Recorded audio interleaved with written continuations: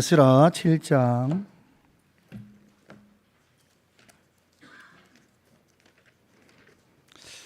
에스라 7장 제가 가진 성경은 구약 720페이지에 있습니다. 에스라 7장 1절부터 10절까지입니다.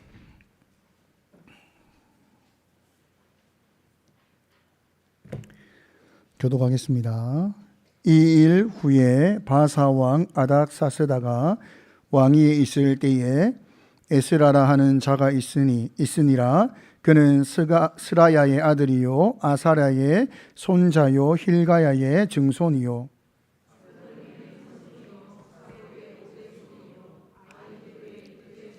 아마랴의 7대 손이요 아사랴의 8대 손이요 무라요의 9대 손이요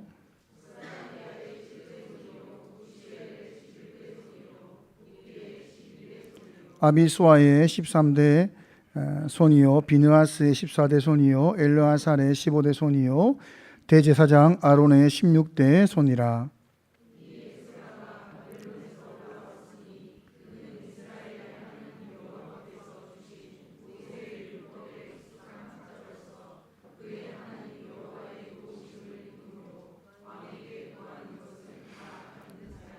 아닥사스다 왕 제7년에 이스라엘 자손과 제사장들과 레위 사람들과 노래하는 자들과 문지기들과 느디림 사람들 중에 몇 사람이 예루살렘으로 올라올 때에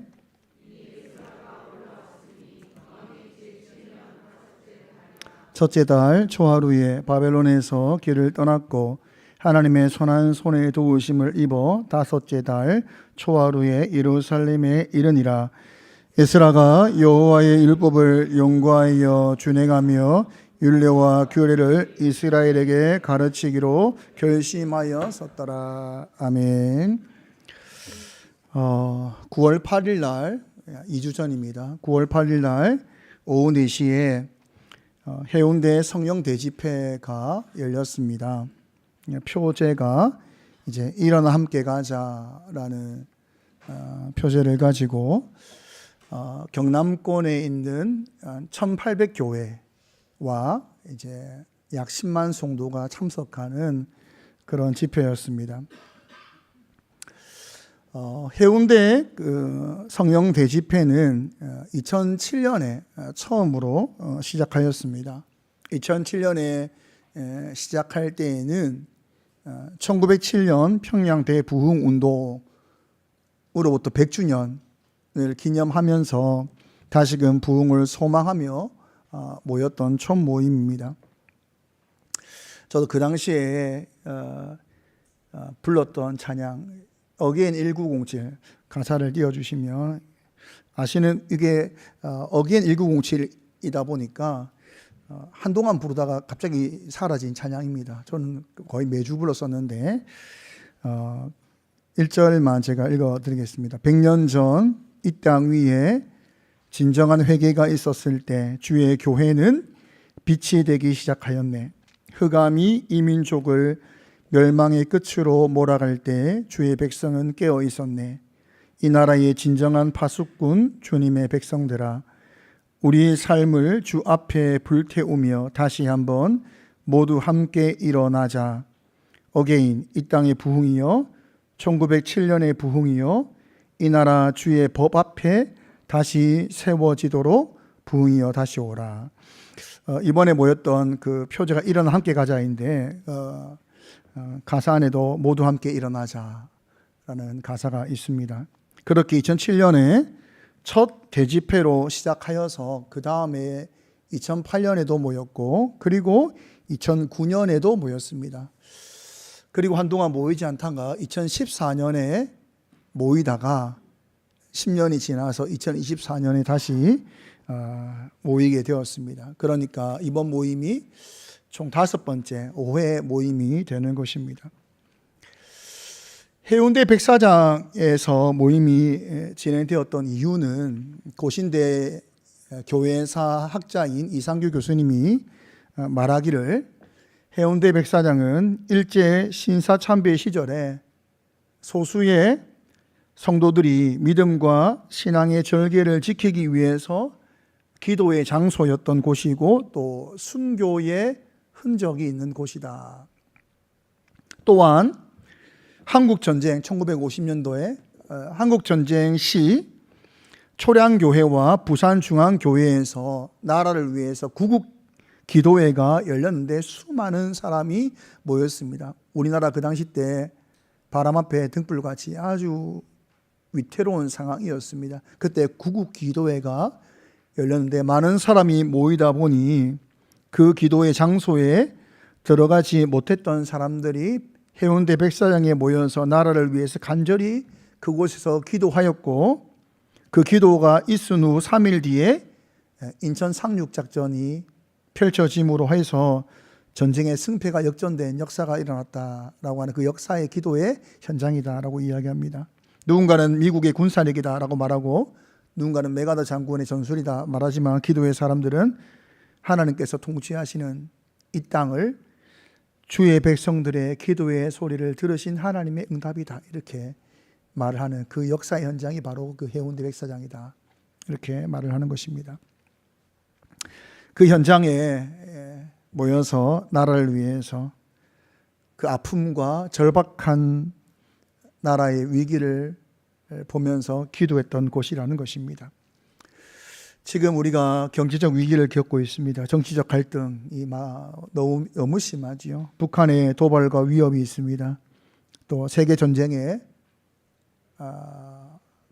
발발과 또 확산에 대한 두려움이 우리에게 있습니다. 한국 안에서는 저출산 문제를 통한 위기를 이야기하고 교회 침체를 말하는 시대를 우리가 지금 살아가고 있습니다. 많은 위기를 우리가 보고 있습니다.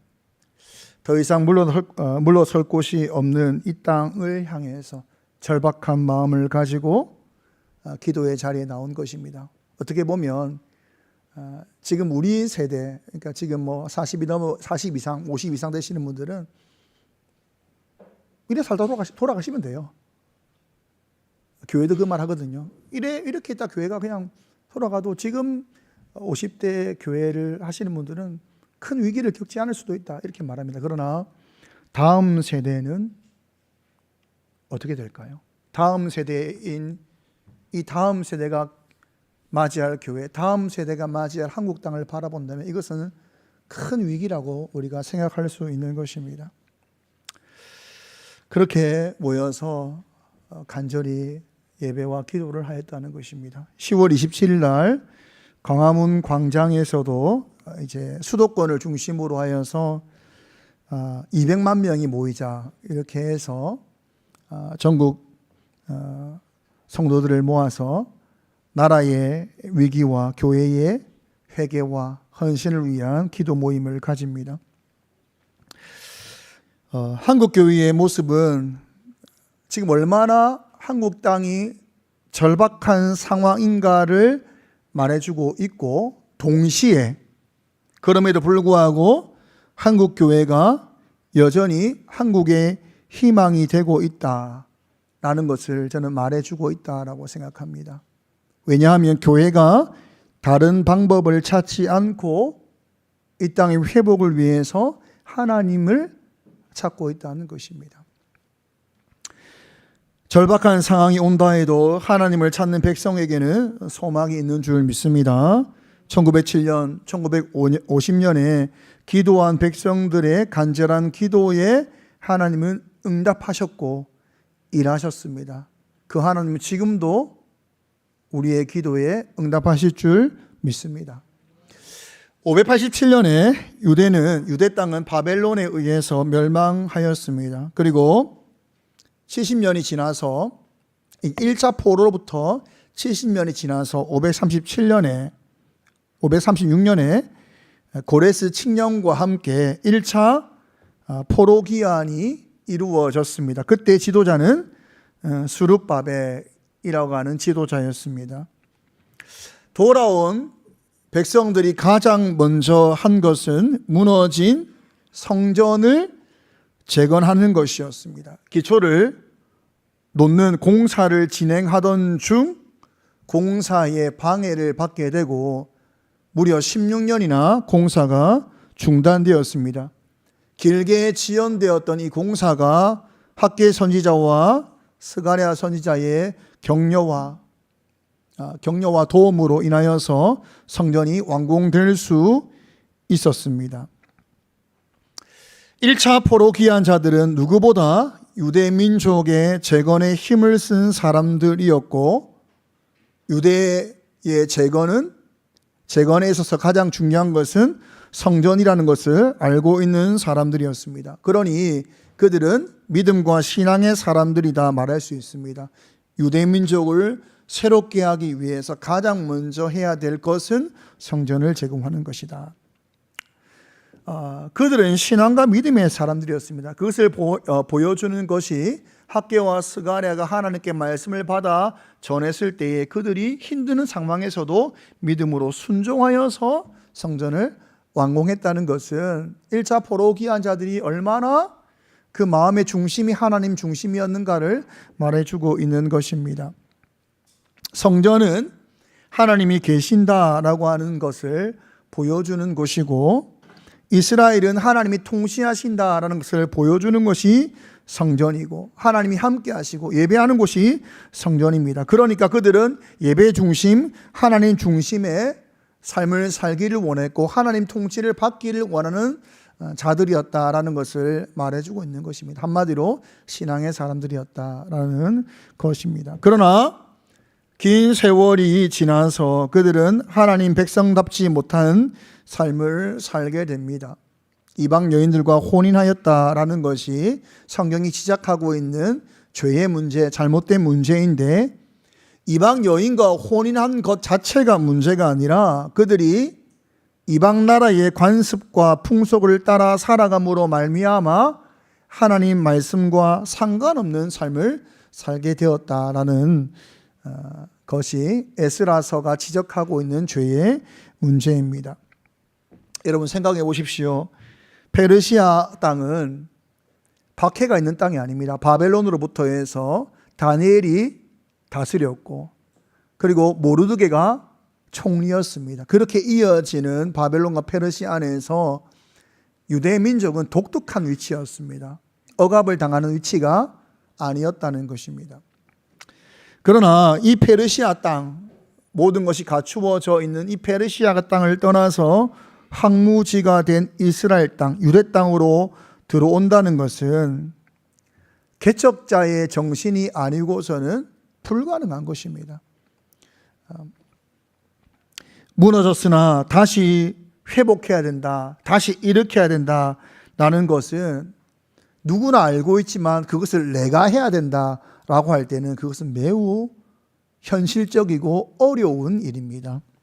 그러니 1차 포로 귀환 자들의 그 마음이 얼마나 나라를 사랑하고 민족을 사랑했는지를 보여주는 것입니다. 내가 가겠다는 것이지요. 민족을 위해서, 다시 그 민족을 살리기 위해서, 내 다음 세대를 위해서 내가 가겠다는 것입니다. 그러니 그들의 마음과 심장이 얼마나 뜨거웠을 것이며 얼마나 개척자의 마음과 정신으로 돌아왔을까를 생각할 때에 참 신앙이었고 참 믿음의 사람이었다는 것을 우리가 생각할 수 있습니다. 그러나 세월이 지나 그들은 변하였다는 것입니다. 오늘 말씀 7장 1절에 보니까 이 일 후에 바사왕 아닥사스다가 왕위에 있을 때에 라고 말을 하고 있습니다. 7절에 보면 아닥사스다 왕 제7년이다. 그러니까 아닥사스다가 통치한 지 7년이 지났다라고 말을 합니다. 이 일 후에라는 것은 성전을 완공하고, 그러니까 성전을 재건하고 난 후를 말하는 것입니다. 성전을 재건하고 난 후로부터 아닥사스다 왕 제7년까지는 몇 년이 걸리는가 하면 성전 완공이 516년에 완공되었고 아닥사스다 왕 제7년은 457년이 됩니다. 그러니까 지금 배경은 뭐냐면 성전이 완공되고 난 후로부터 6장에서 성전이 완공됐다라고 하고 7장까지 6장과 7장 사이에 시간이 몇 년의 차이가 있냐면 57년의 시간 차가 있는 것입니다. 여러분 57년은 깁니까 짧습니까? 시간으로 보면 뭐 길다고 하면 길고 짧다고 하면 짧은 시간이 57년입니다. 근데 이 57년의 시간이 지났을 때에 개척자의 심장, 개척자의 신앙, 개척자의 믿음, 이런 열정은 어느덧 무너졌다라는 것입니다. 여러분, 해운대에서 나라를 위해서 구국기도회가 1950년 9월 13일에 했었고 9월 15일 날 인천 상륙작전을 통해서 서울을 탄환했습니다. 그때로부터 지금 74년이 지났습니다.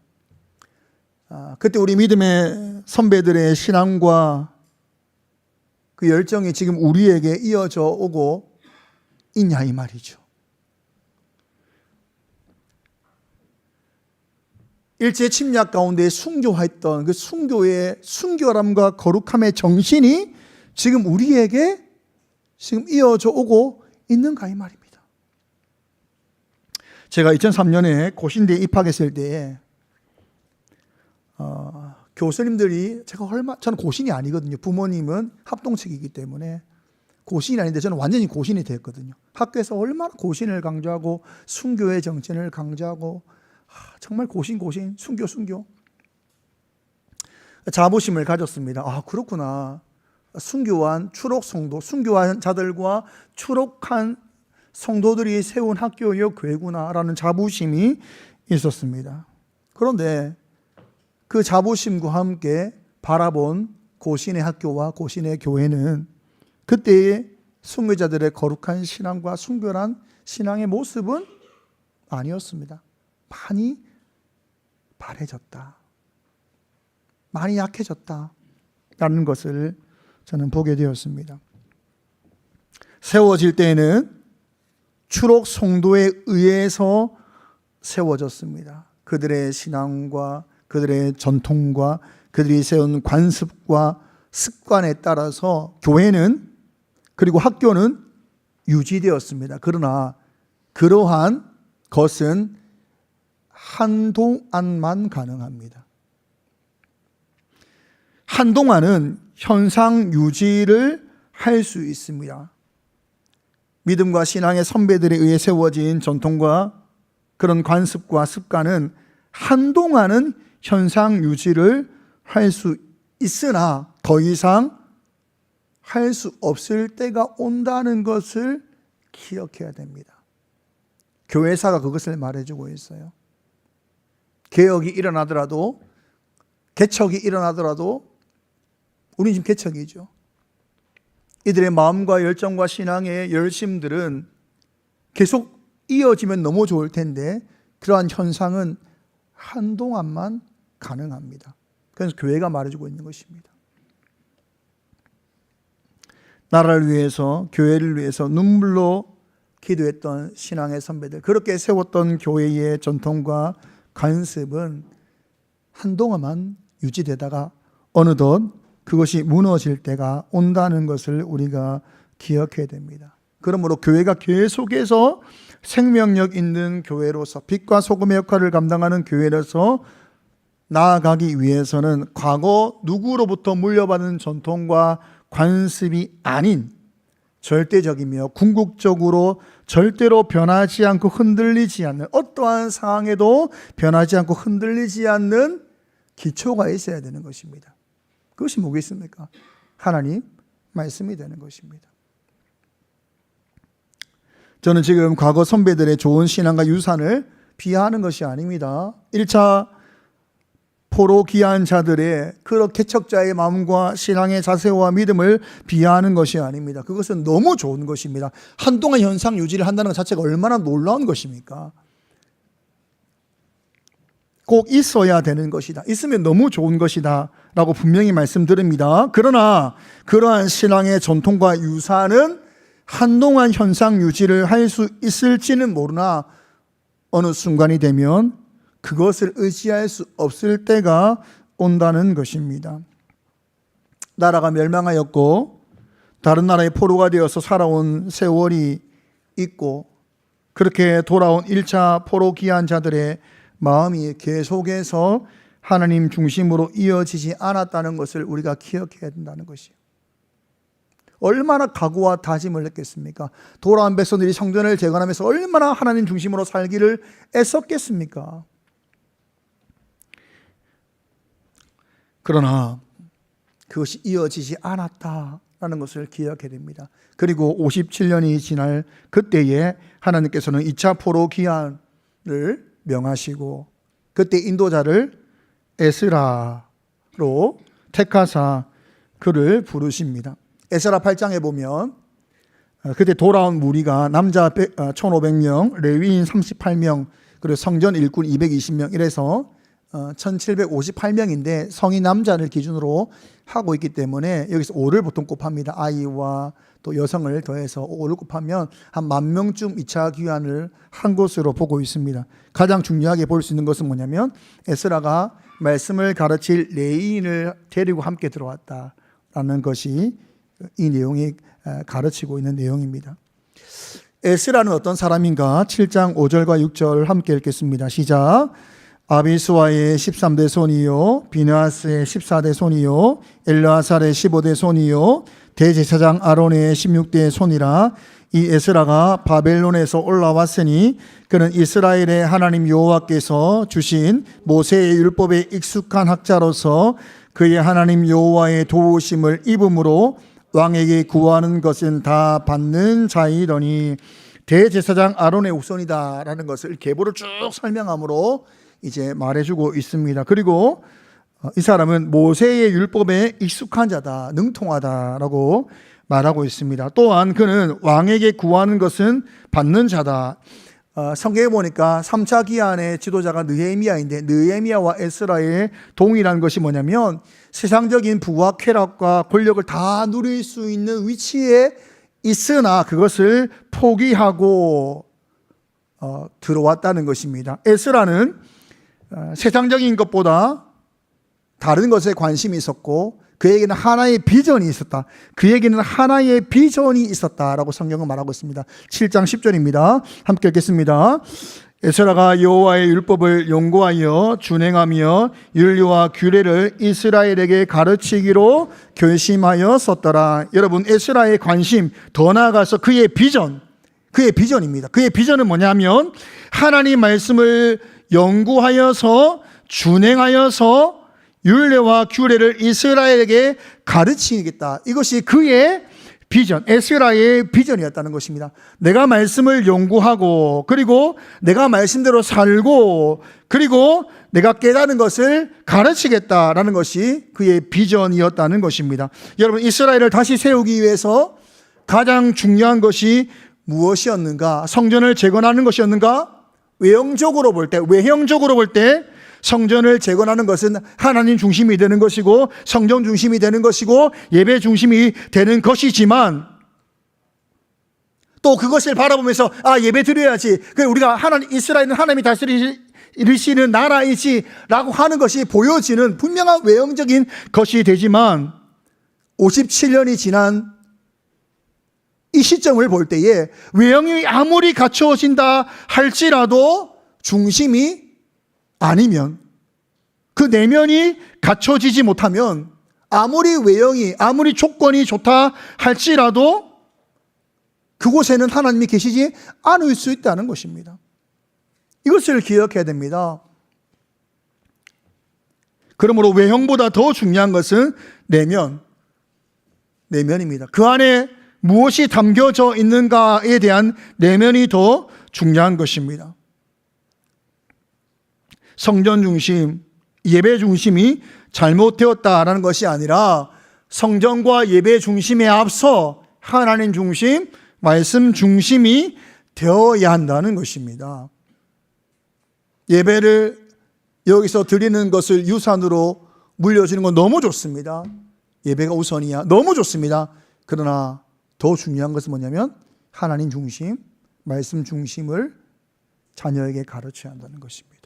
이사야서 1장 10절에서 13절 합독하겠습니다. 너희 소돔의 관원들아 여호와의 말씀을 들을지어다. 너희 고모라의 백성아 우리 하나님의 법에 귀를 기울일지어다. 여호와께서 말씀하시되 너희의 무수한 재물이 내게 무엇이 유익하뇨?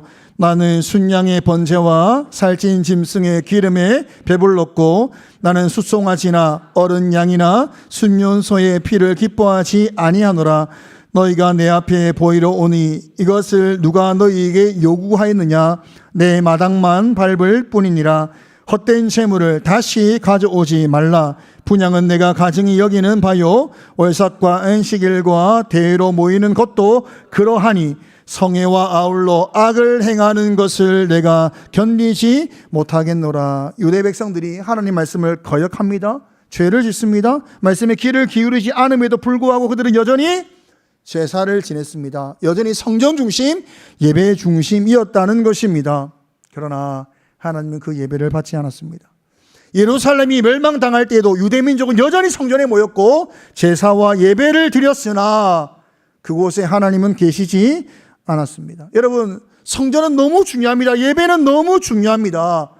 그런 외형적인 것, 그런 보여지는 것이 너무 중요합니다. 그러나 그 안에 하나님 중심, 그리고 말씀 중심, 그리고 순종과 실천이 없다면 그 외형은 아무런 가치가 없는 것입니다. 여러분, 에스라의 비전, 나는 말씀을 끊임없이 연구하겠다. 그리고 나는 말씀대로 살겠다. 그리고 가르치겠다. 이것이 유대 나라의, 유대 민족의 유일한 소망이요, 유대 민족의 미래다. 이래 본 것입니다. 여러분, 그것을 확인할 수 있는 거 아닙니까? 성전을 지었다고 유대 민족이 정말 하나님의 언약의 백성이 되었습니까? 그렇게 되지 않았습니다.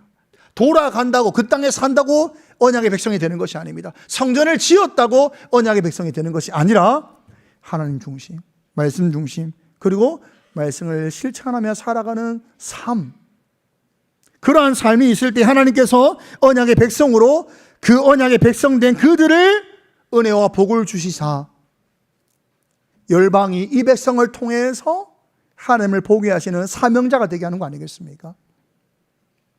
교회가 그냥 세워져 있다고 해서, 여기에 모여서 그냥 예배를 드리고 있다고 해서 언약의 백성이 되는 것이 아닙니다. 사명의 교회가 되는 것이 아닙니다. 외형이 너무 중요하죠. 모일 수 있는 이 공간이 너무 중요합니다. 그러나 이 안에 여기서 예배를 드리는 우리 모두가 다 하나님 중심으로, 말씀 중심으로, 들을 말씀을 가지고 실천하는 사람으로 살아갈 때에 언약의 백성답게 하나님이 은혜와 복을 주시고 사명의 교회가 되게 하시는 것입니다.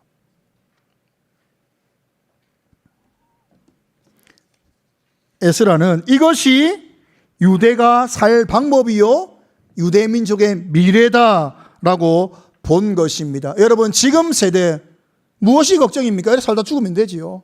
그러나 여러분, 다음 세대를 생각할 때에, 다음에 한국을 생각할 때에 얼마나 우리가 절박한 심정입니까? 이런 절박한 상황 가운데 여러분, 미래를 위해서 무엇을 할 수 있겠습니까? 에스라는 미래를 자신의 비전으로 삼았는데 이것이 뭐냐면 내가 말씀을 끊임없이 알고, 그리고 말씀대로 살고 말씀을 가르치는 것, 이것이 미래다라고 믿었다는 것입니다. 여러분, 다른 것이 있습니까? 저는 다른 것이 없다라고 생각합니다. 에스라가 가졌던 이 비전이 유일한 소망이고 유일한 미래다라고 저는 믿습니다. 외형을 아무리 교회가 7만, 6만 교회가 세워져 있고 1000만의 성도가 있다 할지라도 그런 외형이 교회의 생명을 살리는 것도 아니고 한국을 새롭게 일으키는 것도 아닙니다. 얼마나 많은 좋은 프로그램과 전통과 관습과 신앙의 유산이 있는가, 그것으로 되는 것이 아닙니다. 교회들마다 좋은 전통이 많아요. 제가 사역했던 곳 중에는 SFC가 개척 초기에 세워졌는데 그때는 어렵게 세워지다 보니까 선배들이 어떻게든 다음 세대에게 좋은 것을 물려주기 위해서 그들이 벌였던 운동이 뭐냐면 월급을 몇 개월 동안은 다음 세대를 위해서 바쳤어요. 대단하지 않습니까? 그들이 모임과 활동을 마음껏 할 수 있도록 선배들이 월급을 타면 수개월 동안은 몇백만 원씩을 다 내놓는 거예요. 그렇게 하면서 수년 동안 그 전통을 이어왔다는 거예요. 너무 좋죠. 지금 하지 않습니다. 너무 좋은 전통이지 않습니까? 그러나 그런 외형적 전통은 사라질 때가 오는 거예요. 교회들마다, 역사가 오래된 교회들마다 좋은 전통이 많습니다. 신앙에 유익한 것들이 너무 많습니다. 그러나 그런 외형적인 것들은 사라질 때가 옵니다. 유일한 비전이 뭐냐? 유일한 미래가 뭐냐라고 묻는다면 에스라가 오늘 대답을 하고 있는 것입니다. 몇만 교회가 있느냐, 몇 명의 성도가 있느냐 보다 지금 이 교회와 이 민족을 위해서 말씀을 알고자 힘쓰고 그리고 말씀대로 살고 그리고 말씀을 가르치는 사람이 있는가? 있다면 그것이 미래다. 교회 안에도 자녀에게 좋은 신앙의 유산을 물려주기 위해서 애쓰는 분들이 많습니다. 예배 중심 돼야 된다, 교회 중심이 돼야 된다 해서 어떻게든 예배 자리에 본이 되기 위해서 힘쓰는 분들이 있다는 것을 잘 알고 있습니다. 너무 좋은 것입니다. 그러한 것들이 아이들의 신앙과 믿음에 있어서 좋은 밑거름이 될 것이 분명합니다. 그러나 그것은 미래를 확신할 수 있는 것은 아닙니다. 여러분, 다음 세대, 여러분의 자녀 세대의 미래를 확신하고자 한다면 세 가지를 꼭 기억해야 됩니다. 첫 번째는 여러분이 말씀을 늘 가까이 해야 됩니다. 말씀에 늘 가까이, 말씀을 알기를 원하고 말씀을 배우기를 힘쓰고 말씀을 가까이 해야 됩니다. 두 번째는 뭐냐면 말씀대로 살아야 됩니다. 신앙의 전통은 잘 세웠는데 부모의 삶이 말씀대로 안 살아요. 미래를 확신할 수 없습니다. 말씀대로 살고 그리고 받은 은혜를 전하는 것입니다. 이것이 에스라가 볼 때에 유대민족이 유대민족으로 사는 방법이었고 미래의 방법이었고 그리고 다시금 언약의 백성으로 복과 은혜를 누리는 유일한 방법이었다는 것입니다.